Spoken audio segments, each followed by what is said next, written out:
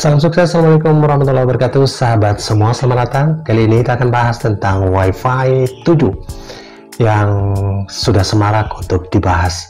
Sahabat semua, untuk tahapan tingkatan Wi-Fi-nya, mulai dari Wi-Fi 5, Wi-Fi 6, kemudian Wi-Fi 6E, dan saat ini sudah ada Wi-Fi 7. Nah, bagaimana performa keempat tingkatan Wi-Fi ini? Wi-Fi 5, 6, 6A, dan Wi-Fi 7.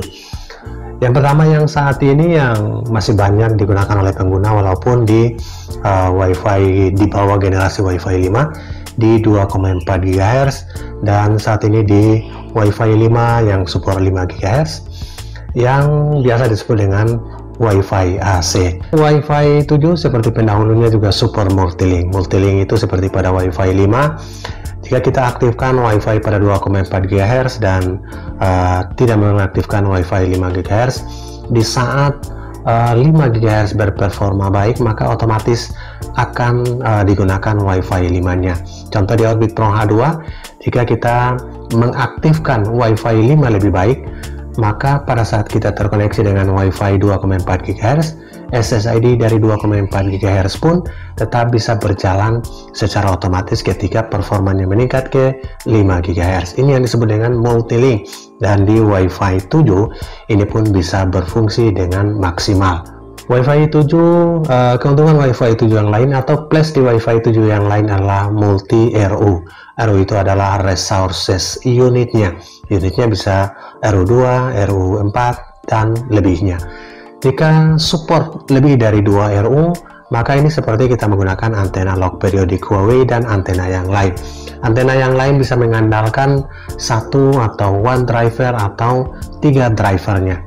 Sedangkan antena log periodik baik Huawei maupun Lintratek, ini semua elemen direktorinya itu berperan sebagai driver, dibandingkan dengan antena yang lama hanya 1, 2, bahkan 3 sebagai driver atau sebagai kontrol performanya. Inilah yang disebut dengan resources unit yang berfungsi lebih dari satu atau multi resources unit. Multi resources unit pada Wi-Fi 7 itu semuanya berperan. Apa efek dari berperannya multi resources unit ini? Performanya sudah pasti meningkat karena transfer data itu maksimal, karena semua unit diproses modulasi sampai menghasilkan Wi-Fi untuk digunakan oleh pelanggan. Itu semuanya aktif tanpa harus mengandalkan 1 unit, 2 unit, bahkan kurang dari 1 unit. Ini yang disebut dengan multi resources unit atau MRU 2, MRU 3, bahkan ada yang di atas puluhan MRU. Oke, Wi-Fi 7 support multi resources unit, jadi semua unitnya bisa aktif dalam menggerakkan performa Wi-Fi menjadi lebih tinggi. Kemudian multilink ini sudah dimiliki oleh Wi-Fi di generasi sebelumnya, Wi-Fi 5, Wi-Fi 6, Wi-Fi 6E. TP-Link mengusung TP-Link Archer BE 800 dan saat ini BE 900. Jadi Wi-Fi 5 itu AC, Wi-Fi 6 itu AX, dan Wi-Fi 7 saat ini adalah BE, jadi 802.11 BE. BE 900 dan BE 800 dapat dari TP-Link Archer ini sudah mengusung Wi-Fi 7 yang sudah tentu berperforma lebih maksimal.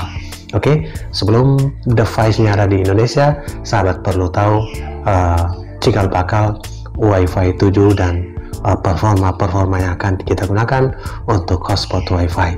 Oke sahabat semua, kita lihat di TP-Link global untuk high Wi-Fi 7 di tplink.com. Kali ini kita melihat spesifikasi dan informasi tentang TP-Link yang meluncing versi-versi terbaru untuk Wi-Fi 7. Highlight dari launching event. The world first vendor to release for home and business Wi-Fi 7 product. Jadi TP-Link merupakan vendor yang pertama untuk merilis Wi-Fi 7-nya. Oke sahabat, ini adalah Wi-Fi 7 router. Kita lihat True untuk 10G, True akselerasi untuk gaming. Jadi sahabat bisa lihat di sini Wi-Fi 7 produk launching dari Archer BE900, Archer BE550, Archer BE800 dan Archer GE800. Informasi untuk Wi-Fi 7 itu extremely high throughput. Throughputnya tembus 46 gigabit per second. Jadi throughput yang lebar. Sahabat perlu ketahui, throughput itu bandwidth yang sebenarnya yang dimiliki oleh sebuah device. Jadi cukup lebar 46 Gbps yang dimiliki oleh Wi-Fi 7 dan router-routernya. 4,8 lebih cepat Wi-Fi 7 akselerasi dengan throughput yang 46 gigabit per second ini 100 kali low latency. Jadi dibandingkan dengan Wi-Fi di generasi sebelumnya, Wi-Fi 7 ini mengklaim 100 kali low latency atau kemungkinan kecil delay-nya. Itu yang ditawarkan oleh Wi-Fi 7. Kemudian 5 kali network capacity. Kapasitas internetnya itu meningkat performa bisa 5 kali. Oke, 5 kali network capacity dengan 320 MHz dan multi-link operation. Wi-Fi 7 itu bisa meningkatkan performa sampai 5 kali. Oke sahabat, itulah informasi utama untuk Wi-Fi 7 di 46 Gbps throughputnya. Nanti kita lihat berapa hantaran bandwidth yang biasa dikeluarkan. Saya terlink dengan Archer B900, B2400 quad band Wi-Fi 7 router. Ini B24000 ini quad band, artinya one band, dual band, three band, dan sekarang quad band. Jadi bisa support 4 band secara bersamaan.